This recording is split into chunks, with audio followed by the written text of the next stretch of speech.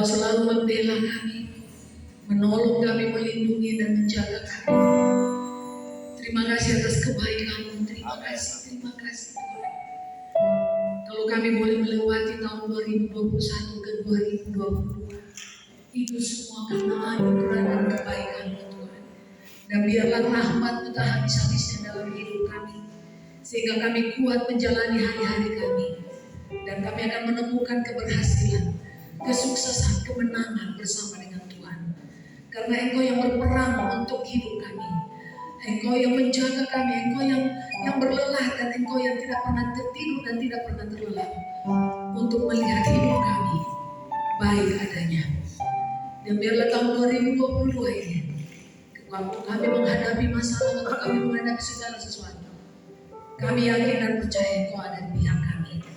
Kalau Roh Allah ada di dalam kami, siapakah lawan kami? Hanya Tuhan satu-satunya andalan kami. Terima kasih kami mau mendengar firman-Mu, firman yang menguatkan kami, firman yang menasihati kami, firman yang mengajari kami. Biarlah itu hidup dalam kehidupan kami, dan kami dikenal sebagai saksi-saksi-Mu. Kami dikenal orang yang punya kebaikan Tuhan. Terima kasih kami siap mendengar firman-Mu.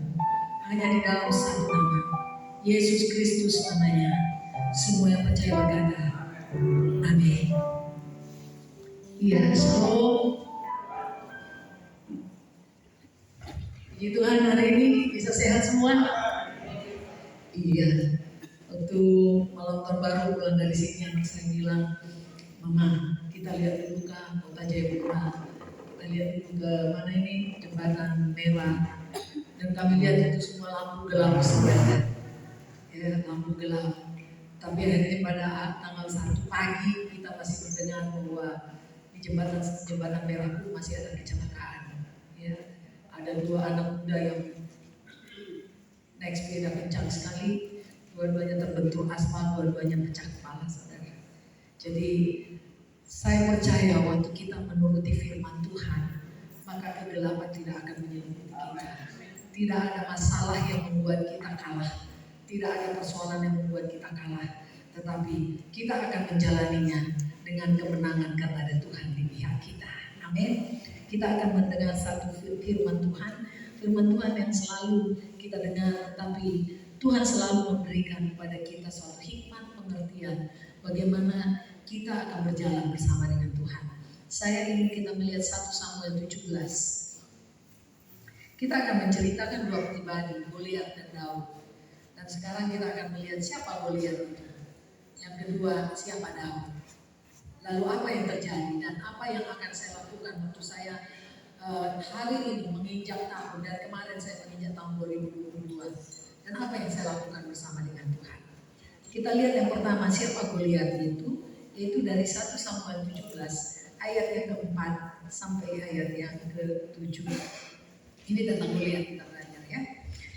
Ayat yang keempat berkata, lalu tampillah keluar seorang pendekar dari tentara orang Filistin, namanya Goliat, dari Gat, tingginya 6 hasta sejengkal.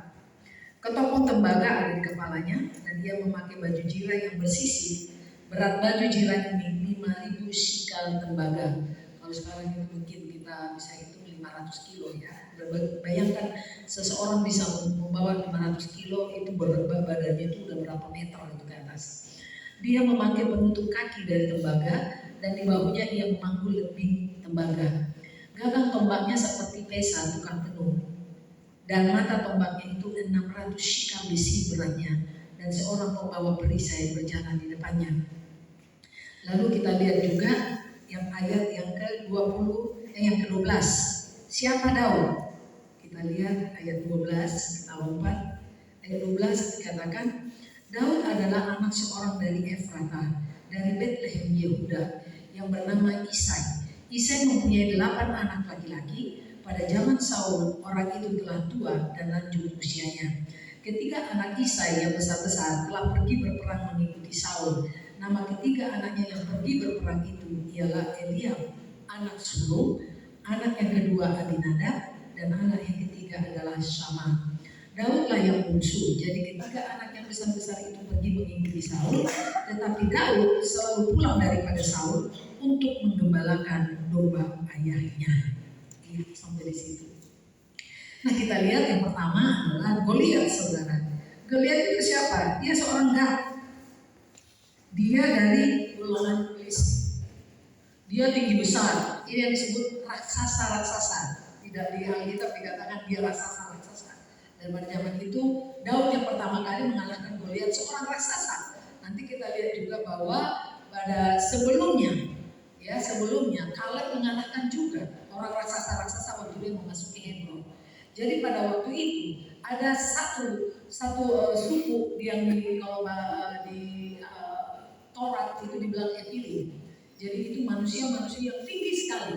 Bahkan dikatakan juga Musa punya DNA yang tinggi. Kalau itu menurut sejarah gereja, menurut tradisional, bahwa itu Musa juga tingginya bisa 5 meter. Ya, kalau kita lihat, pernah saya lihat foto, ada satu foto, lalu saya tanya sama Rabi yang di situ, itu kenapa ya Musa itu waktu dia berdiri, lalu dia gunung Sinainya kelihatan kecil dalam lukisan itu. Lalu dia bilang, menurut tradisi kami orang Israel, Musa itu adalah orang yang tingginya bisa 5 meter. Dan saya percaya apa yang disuratkan itu, apa yang terjadi. Marilah kita lihat bukan sosoknya tinggi atau kecilnya atau pendeknya orang, tetapi bagaimana karakter Tuhan ada di dalam dia. Nah, itu dikatakan dia adalah seorang pendekar dari tentara orang Filistin. Tingginya sekian kita sudah tahu, lalu dia selalu menantang orang Israel untuk berperang dengan dia. Dan pada zaman itu, pada zaman Daud itu, zaman Saul, tidak ada satupun yang berani untuk melawan Goliat. Nah, tapi kita lihat ada seorang namanya Daud. Ya, Daud ini masih kecil, saudara. Masih sekitar umur belum 16 tahun, masih 12 tahun, jadi masih pendek dia, masih kecil. Kalau mungkin kita lihat sekarang mungkin kayak Evan, kayak Gospel, kayak Bibi, ya masih kecil-kecil seperti itu. Tetapi ada satu yang sangat luar biasa dari anak ini, adalah yang pertama, dia anak bungsu, dia nggak punya papa. Biasanya anak bungsu itu sering ditelantarkan oleh orang tua atau sering dimanjakan oleh orang tua. Tapi kita lihat di sini bahwa Daud tidak dimanjakan orang tuanya sebagai anak bungsu. Malah dia adalah seorang pekerja keras di antara 8 orang itu. Dia hanya menggembalakan 2-3 ekor kambing, tapi bapaknya menyuruh dia untuk tinggal terus di padang penggembalaan. Dia melawan beruang, dia melawan singa, dia melawan segala sesuatu yang mengancam 2-3 ekor peliharaannya. Bukan banyak loh, saudara. Dia mati-matian membela 2-3 ekor saja kambing dan dombanya. Lalu yang kedua adalah dia dari tulisan ini dia katakan bahwa hanya orang-orang anak-anak yang lebih hebat lah yang dianggap oleh Isai yang masuk dalam tentara Saul, yaitu Aminadab, kemudian Eliab dan juga Syama. Jadi 3 kakaknya yang paling perkasa, yang tinggi-tinggi besar dan handsome ini, dialah yang dianggap. Kenapa? Waktu Samuel memilih seorang raja, dia lihat, wah, anaknya Isai ini hebat sekali. Lalu dijajarkan oleh Isai anaknya yang 7 orang itu, dia bilang, waduh, siapa dari yang 7 ini yang menjadi raja? Tapi waktu dia mau berdoa si Eliab, Tuhan bilang tidak. Dia Aminadab tidak. Sampai yang ke-7 Tuhan bilang, tidak ada pun dari 7 anak ini, daripada anak Isai yang menjadi raja. Lalu Samuel bertanya, masih ada anak satu lagi. Dan apa yang dikatakan oleh Isai? Oh iya, kalau dia kira-kira orang Jawa bilang, Mama yo, saya lupa satu anak ada satu. Saya lupa sekali, ada satu. Dia pergi ada di padang gembala. Dia beringat waktu Samuel bertanya. Dan ini anak yang sering dilupakan oleh orang tuanya. Tetapi lihat, Tuhan berkata, Daud selalu pulang daripada Saul untuk menggembalakan domba ayahnya di Betlehem. Dia seorang apa? Dia selalu disuruh oleh ayahnya. Pesuruh yang membawa keju, bawa roti kepada anak-anaknya. Saya yakin sekali Isai itu tidak pernah nanya sama Daud, kamu sudah makan keju atau tidak? Tapi dia selalu membawa keju. Kita lihat di sini dikatakan, lihat. Isai berkata kepada Daud ayat 17, anaknya, ambillah untuk kakak-kakakmu berti gandum ini, seeva dan roti yang 10 ini. Bawalah cepat-cepat ke perkemahan kakak-kakakmu dan baiklah sampaikan keju yang 10 ini kepada pasukan 1000. Bayangkan. Dia hanya untuk mengantar Dan saya berkata bahwa dia sebenarnya yang bertugas berat di rumah orang tuanya. Nah, apa sih yang terjadi sebenarnya? Dan kalau kita lihat yang terjadi di sini, ayat 25 kita lihat ya. Waktu Daud mengantarkan itu, ayat 25, berkatalah orang-orang Israel itu kepada siapa? Kepada Daud. Ya, di sini kita mulai dari 23. Sedang Daud berbicara dengan mereka, tampillah maju pendekar itu bernama Goliat, orang Filistin dari Gad, dari barisan orang Filistin yang mengucapkan kata-kata yang tadi juga, dan Daud mendengarnya. Ketika semua orang Israel melihat orang itu, larilah mereka daripadanya dengan sangat ketakutan. Berkatalah orang-orang Israel itu, sudahkah kamu lihat orang yang maju itu? Sesungguhnya ia maju untuk mencemoohkan orang Israel. Orang yang mengalahkan dia akan dianugerahi raja kekayaan besar. Raja akan memberikan anaknya yang perempuan kepadanya, dan kaum keluarganya akan dibebaskan dari pajak Israel. Lalu Daud berkata kepada orang-orang yang berdiri di dekatnya, apakah yang akan dilakukan orang yang mengalahkan orang Filistin itu, yang menghindarkan cemooh dari Israel? Siapakah orang Filistin yang tak bersunat ini, sampai ia berani mencemoohkan barisan daripada Allah yang hidup? Rakyat itu pun menjawab Daud dengan perkataan tadi, begitulah akan dilakukan kepada orang yang mengalahkan dia. Saya ingin kita tekankan ayat yang 27. Rakyat itu pun menjawab Daud dengan perkataan tadi. Perkataan tadi apa? Ayat yang ke-26. Ayat yang ke-25. Rakyat itu pun menjawab Daud dengan perkataan tadi. Perkataan tadi adalah orang yang mengalahkan dia akan dianugerahi raja kekayaan yang besar, raja yang memberikan anaknya yang perempuan kepadanya, dan kaum keluarganya akan dibebaskan dari pajak di Israel. Kita lihat cerita ini. Daud dengan Goliat. Goliat adalah masalah yang terbesar dalam rakyat Israel. Goliat adalah masalah yang membuat orang Israel tidak punya pengharapan. Israel mempunyai roh ketakutan. Roh ketakutan adalah roh yang tidak punya pengharapan. Dia tidak melihat sesuatu di depannya itu punya sesuatu yang luar biasa. Orang yang ketakutan adalah roh yang tidak merdeka. Kenapa? Mereka tidak punya keyakinan bahwa mereka bisa berjalan melewati daripada Daud. Mereka tidak percaya bahwa Allah yang mereka sembah selama ini tidak akan menolong mereka. Kalau mereka percaya bahwa Allah yang mereka sembah adalah menolong mereka, mereka tidak berkata, kami sangat ketakutan.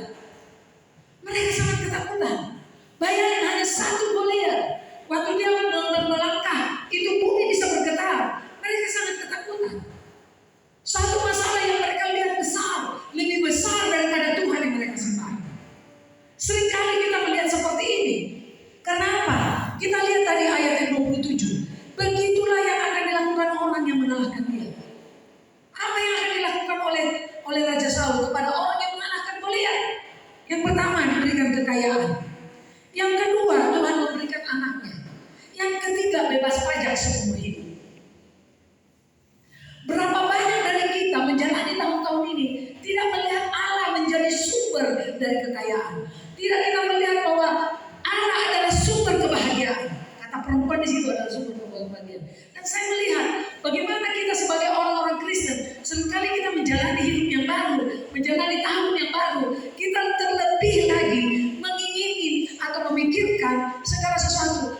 Apakah saya masih tetap punya uang nanti tahun 2022? Apakah saya jabatannya masih ada enggak? Tahun 2022 apakah saya masih punya proyek enggak? Tahun 2022 apakah Tuhan masih kasih saya kesehatan? Tidak. Tahun 2022 apakah saya masih sehat?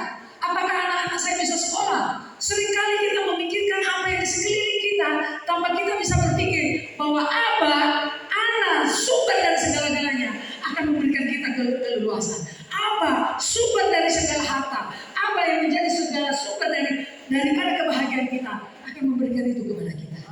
Amin. Tapi kita lihat orang Israel. Goliat bilang begini, kalau dia orang Jawa bilang begini, macam bodoh saja. Kamu kenapa mau dicemoohkan oleh orang ini? Kenapa orang ini menghina Tuhan yang kau sembah? Kenapa orang ini merendahkan Tuhan yang kau sembah? Kenapa kau terlalu rajin ke gereja? Kenapa kau terlalu menjadi hamba Tuhan? Kenapa kau menjadi suka berdoa? Sudah Job. Tak usah pergi ke gereja, sekali setahun sudah boleh. Hari Natal boleh, Paskah boleh. Makanya kita banyak menjadi orang-orang Kristen Natal atau Kristen Tahun Baru. Karena kita menganggap Tuhan itu hanyalah semacam ritual. Tuhan itu hanya semacam bahwa dia memang seorang Kristen dan saya wajar untuk ibadah. Kita tidak menyadari bahwa kalau saya hari ini diberkati Tuhan luar biasa karena Aba, sumber Allah segala galanya adalah yang menyediakannya bagiku. Amin. Filipi 4 ayat 19 berkata, Tuhan menyediakan segala keperluanmu menurut kekayaan dan kemuliaannya. Amin. Bayangkan, Tuhan menyediakannya sesuai dengan kekayaan dan kemuliaan Tuhan. Kenapa kita sering takut? Lalu kita lihat ini ayat 27. Waktu Daud bertanya, kenapa kamu dijebakkan orang seperti ini? Ada Allah yang semesta melindungi kita. Kok kamu izinkan orang seperti ini menghina Tuhan yang kau sembah? Tapi waktu orang Israel bilang begini, kalau siapa yang mau kalahkan dia, kau kaya. Yang kayakan dia, kau dapat anak aja. Kau bebas pajak. Bayangkan. Daud sudah berteriak, kenapa engkau mencemooh Allah yang Israel yang kuat, Allah yang berperang dalam hidupmu, Allah yang memberkati engkau, Allah yang menjaga engkau siang dan malam. Engkau kenapa menganggap enteng dengan dia? Tapi rakyat Israel selalu berkata, gimana mengalahkan dia supaya saya jadi orang kaya? Gimana saya menjadi dapat anak raja? Gimana saya bebas pajak? Bukankah sering kita seperti ini? Memasuki tahun 2022, sering pemikiran kita seperti ini tentang Tuhan. Apakah tahun 2022 saya masih nyaman, masih bahagia? Apakah saya susah? Apakah saya akan menderita? Stop! Engkau tidak menghargai Tuhan yang melindungi engkau. Engkau tidak menghargai Tuhan bahwa 1 tahun sudah berlalu. Ingat kebaikan Tuhan. Bagaimana kita hidup itu terletak di tangan Tuhan. Masa sih Tuhan yang kita sembah membuat kita menderita? Masa sih Tuhan yang kita sembah dengan kebaikannya dia tidak menjaga kita? Masa sih Tuhan yang luar biasa yang selalu mengatakan Yesus engkau segalanya? Masa sih kita tidak diselamatkan oleh Tuhan? Ingat deh, ada seorang hamba Tuhan berkata, kenapa hanya Tuhan Yesus yang menjadi juru selamat? Gak ada Tuhan lain, gak ada nabi lain yang disebut juru selamat. Hanya Yesus yang disebut juru selamat. Betul? Kata juru itu adalah yang terpilih di antara semuanya. Ya hanya dia seorang yang bisa menyelamatkan. Makanya namanya juru selamat kan. Ada namanya juntul, tahu juntul? Ada kan orang kalau main judi, juntul katanya, juntul, juru tulis. Adalah juru mudi, apalagi juru segala macam jurus. Tapi hanya satu juru selamat. Karena dia adalah penyelamat. Jadi saudara nggak usah takut. Bahkan dikatakan di dalam Yesaya 43 dikatakan, Aku adalah Tuhan, Akulah juru selamatmu, dan Aku adalah penebusmu. Juru tebus ada di toko pegadaian, saudara. Saudara menebus emas yang saudara gadai, saudara menebus emas. Tapi saudara tidak bisa menjadi penebus. Penebus yang hidup hanya satu-satunya adalah Tuhan itu sendiri. Dia lahir di kandang Bethlehem untuk menebus kita semua. Mari kita memasuki tahun 2022 tidak berpikir keinginan dari kita, tidak keinginan dari hati kita secara badani. Semuanya sudah disediakan oleh Tuhan. Amin. Semuanya disediakan oleh Tuhan. Saya ingat saudara, waktu saya mengambil keputusan saya sekolah STT saudara, dengan jabatan saya yang lumayan, dengan keuangan saya yang lumayan, saya bilang sama mami saya, Mam, saya minta doa restu, saya mau masuk STT. Mami saya nangis saudara. Ngapain lagi kamu jadi pendeta Imam? Pendeta itu gak ada uangnya. Apa lagi yang kau cari? Sudah senang hidupmu sekarang, udahlah jalani sampai tua kau sudah gak ada apa-apa. Jadi pendeta itu gak ada uangnya Imam. Jadi saya bilang begini sama mami saya, kok mami begitu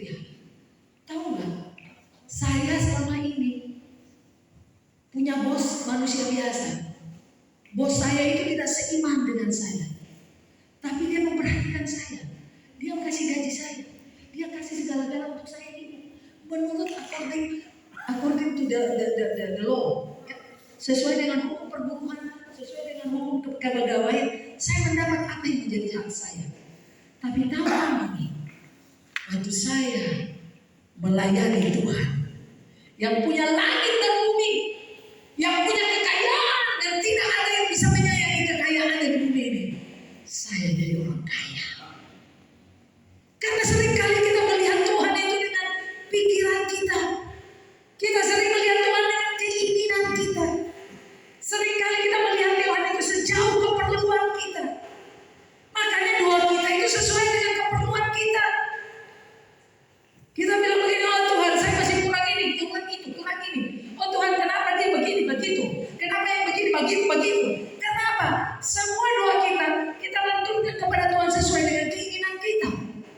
Tapi kalau kita rilis, wah segala sesuatu adalah milik Tuhan. Saya kalau tidak mampu saudara, saya tidak mampu lagi ngomong sama orang. Tidak mampu lagi untuk menasihati. Orang ini kepala batu, kepala tela, kepala besi. Sebutkan nama kepala, dia punya semua. Gak bisa masuk saudara. Saya ada bilang begini, saya katakan sama Tuhan. Tuhan saya sudah beri yang terbaik buat dia. Dan dia juga yang terbaik datang dari Tuhan untuk dia. Karena hanya firman Tuhan yang memberi kebaikan buat dia. Sehingga kepala besi bisa luar, kepala tela bisa luar, kepala batu bisa luar. Hanya dengan apa?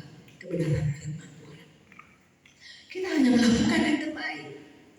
Waktu Daud melihat Goliat itu, dia hanya melihat Allah yang apa yang mau berikan sama Tuhan yang terbaik. Saya ini anak bungsu, kambing saya bukan kambing 3.000, kambing domba yang saya pelihara bukan 2.000, bukan 3.000, 2-3 ekor. Tapi saya melihat 2-3 ekor itu kekayaan yang datang dari Tuhan. Amin. Apa yang miliki saudara hari ini, apa yang punya saudara hari ini, itu adalah kekayaan yang Tuhan berikan bagi saudara. Karena ada orang yang bisa hanya menghitung 10, ada yang bisa menghitung 100. Saya ingat waktu kita ada membeli sedikit tanah di Papua sini. Ya, ada orang yang hidup uangnya 2,5 juta. Dia sudah berpikir begini, nanti saya bangun gereja, saya beli keyboard, saya beli begini, saya tinggal ketawa saja. Padahal itu 2.500 itu aja saya tunggu dia 3 jam. Karena bolak-balik dia lipat. Tadi saya sudah berapa ya saya hitung? Saya bilang sudah 10 tadi. Belum tentu, mungkin 5 yang saya hitung lagi. Hitung lagi yang 10, balik lagi hitung 10. Karena dia kurang percaya. Sering kali kita seperti itu saudara. Kita menghitung-hitung kebaikan Tuhan. Kita nggak perlu kita menghitung-hitung berkat Tuhan. Amin. Yang kita hitung adalah kebaikan Tuhan. Berkat Tuhan tidak bisa kita hitung karena begitu besar saudara. Senyum saudara sudah menjadi berkat. Waktu saudara tersenyum sama orang, waktu saudara dengan kebaikan, mungkin saudara tidak kenal namanya, tapi waktu saudara ditegur dikatakan selamat siang Ibu Pendeta, selamat siang, itu berkat. Gak seharusnya semuanya dihitung dengan doi, tidak dihitung dengan uang. Dan berkali-kali saya katakan di seminar yang ada di tanah Papua, ayo kita orang Papua itu orang kaya. Kita yang tinggal di Papua orang kaya, yang tinggal di dalam Tuhan Yesus semuanya kaya. Masalahnya kita selalu dikata kita miskin karena kita hidup dengan cara dunia. Kita nggak punya uang, kita bilang, yo dia banyak uang di bank, saya tidak punya uang. Halo, saudara adalah orang kaya, amin. Saudara masih bisa senyum, saudara bisa memuji Tuhan, saudara masih bisa memberi, saudara masih bisa merangkul orang lain. Itu adalah kekayaan yang nggak bisa diambil dari saudara. Waktu saudara tahu dengan pasti bahwa saudara tidak akan pernah kelaparan. Sering saya bilang di sini, makan nasi kosong juga tidak apa-apa saudara. Nasi kosong dengan dabu-dabu saudara akan sehat. Saudara makan dengan daging kambing 1 kilo, saudara tidak sehat terlalu banyak lemak, saudara naik tensi. Artinya kalau saudara rakus dengan dunia ini, saudara naik tensi, saudara akan banyak masalah. Tapi kalau Anda makan secukupnya, lalu mengucap syukur kepada Tuhan, saudara akan sehat. Amin. Tuhan gak bilang banyak-banyak kok bisa cukup. Sekarang kita yang sudah tua-tua itu umur 54, 53 baru sadar dulu aja makan masih muda. Kalau sekarang mama yo 1 sendok 2 sendok aja sudah cukup, ya kan? Dan sebenarnya itu yang Tuhan bilang, makanlah secukupnya dari kau sehat. Amin. Nah, dikatakan di situ. Kenapa ayat 32 kalau kita lihat saudara, dikatakan begini. Berkatalah Daud kepada Saul, janganlah seseorang menjadi tawar hati karena Goliat. Hambamu ini artinya saya akan pergi melawan orang Filistin. Saudara, tahun 2022 tidak akan terlepas dari masalah. Tahun 2022 akan ada Goliat. Akan ada juga masalah yang lain. Atau apakah saudara siap bertempur hari ini? Saudara harus seperti Goliat, seperti Daud. Waktu dia menghadapi Goliat, dia tidak diam. Saul bilang pakai ketopong, pakai baju tentara, karena dia kecil, dia bilang gak kuat. Dia bilang, mau jalan aja gak bisa dengan semua pedang tentara ini. Dia lepas semua. Dia bilang dengan alat yang sederhana, yaitu apa? Katapel. Dengan alih-alih. Saudara tahu nggak artinya alih-alih? Itu karet itu. Itu simbol dari diri saudara sendiri. Apa yang ada di dalam hidup saudara sekarang? Apakah saudara waktu mempunyai sesuatu, saudara akan memakai itu menjadi senjata yang pamungkas untuk menghadapi masalah? Yaitu karakter Tuhan dalam hidup saudara. Apa karakter Tuhan? Kasih. Apalagi saudara? Karakter yang mengampuni. Apalagi? Karakter yang percaya. Punya pengharapan. Punya iman. Itu adalah karet itu. Kalau kita bilang begini, senjatanya Goliat aja, perisainya aja. Berapa? 600 sikal. Tombaknya aja, ujung-ujung dari tombaknya juga 600 sikal. Berat sekali saudara. Dibandingkan dengan karet alih-alihnya si Daud, nggak ada apa-apanya. Jangan-jangan si Daud, si Goliat aja bilang begini, ambil pisau kecil, potong dia punya tali itu. Karena itu pasti langsung habis. Dan saudara tahu, itu ternyata alih-alih itu pengumpan kan namanya. Itu kalau kita lihat itu yang asli itu talinya bukan dari karet saudara, tetapi dari kulit tombak yang kencang sekali. Itu buah. Jadi waktu dia pegang buah itu, saya lihat itu di YouTube ya, dia pegang buah ini, lalu dia putar, nanti satu tali itu dilepas, dia luruskan. Itu adalah